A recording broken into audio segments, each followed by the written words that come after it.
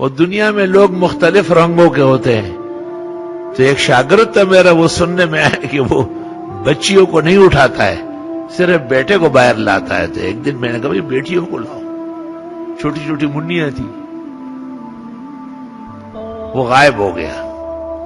بعد میں ملا اور روتا رہا، اپنی قوم کا نام لیا کہ ہم بچیوں کو نہیں اٹھاتے. میں نے کہا اس نظریے پہ مر گئے تو شفاعت تو نہیں ہوگی. پیغمبر نے کہا میرے آنے کے بعد عورت معزز ہو گئی.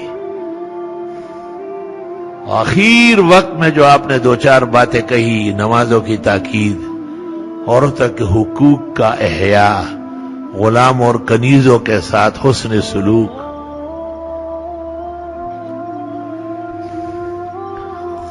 میں نے کہا دیکھتے نہیں کہ آپ کے بچے تو چھوٹے چھوٹے اٹھا لیے گئے، لیکن بیٹیاں 4، زینب، رقیہ، ام کلثوم، فاطمہ، چاروں کے 4 شادی شدہ ہو چکی ہے.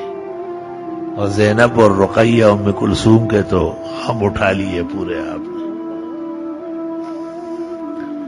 اور بی بی فاطمہ کتنی محبت کرتے تھے آپ ان سے.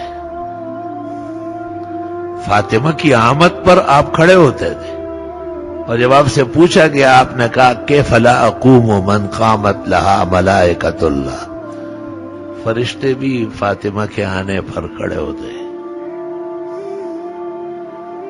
اور جب سنت کا وقت آیا اور بی بی فاطمہ کی طرف سے قربانی ہو رہی تھی، آپ نے کہا یا فاطمہ قومی، فاطمہ آپ بھی آ جائے، یہاں آپ کا بکرا، آپ کی طرف سے مینڈا کٹ رہا ہے، موجود رہو، قیامت کے دن یہ خون کے قطرے، اس کے جسم کے بال.